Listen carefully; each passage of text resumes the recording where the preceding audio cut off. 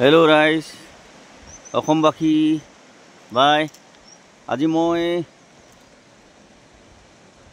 কৰ্ণো আৰু ভীষ্মনগৰলৈ আহি আছোঁ। অসমৰ পৰা অৰুণাচললৈ সোমালোঁ। এখন নদী সুঁতি এটা দেখাইছোঁ আপোনালোকক।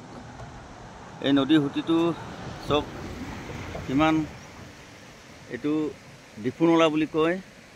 এই ডিফুনলাটো পাহাৰৰ মাজেদিকে বৈ আহিছে। এইটো ডিফুনলা।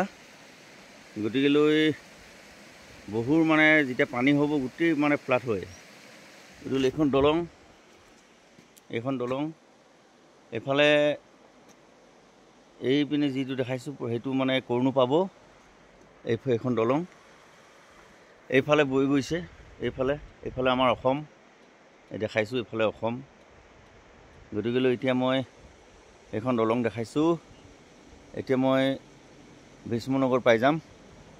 ভীষ্মনগৰলৈ গৈ আপোনালোকক আকৌ দেখাম দেই। গৈ আছোঁ মই ভীষ্মনগৰ ছাইডলৈ গৈ আছোঁ। মই অকলে আহিছোঁ। গৈ আছোঁ মই ভীষ্মনগৰ পাই যাম।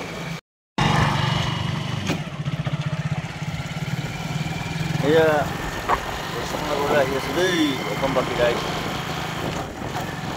কিমান সৌন্দৰ্য জেগা।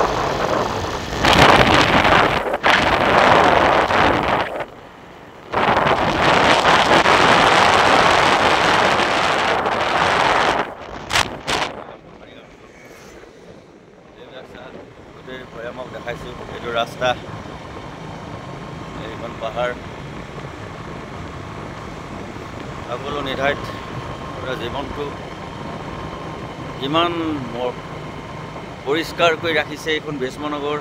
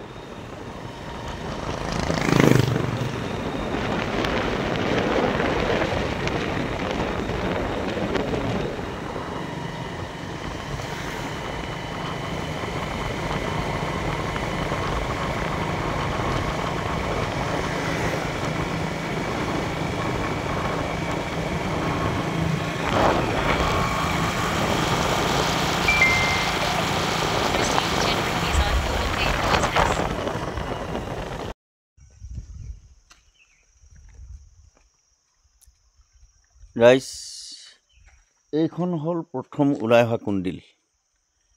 এই কুণ্ডিল নদীখন আমাৰ টুপচিঙা গাঁৱৰ আশে পাশে গৈছে। এইখন নদী,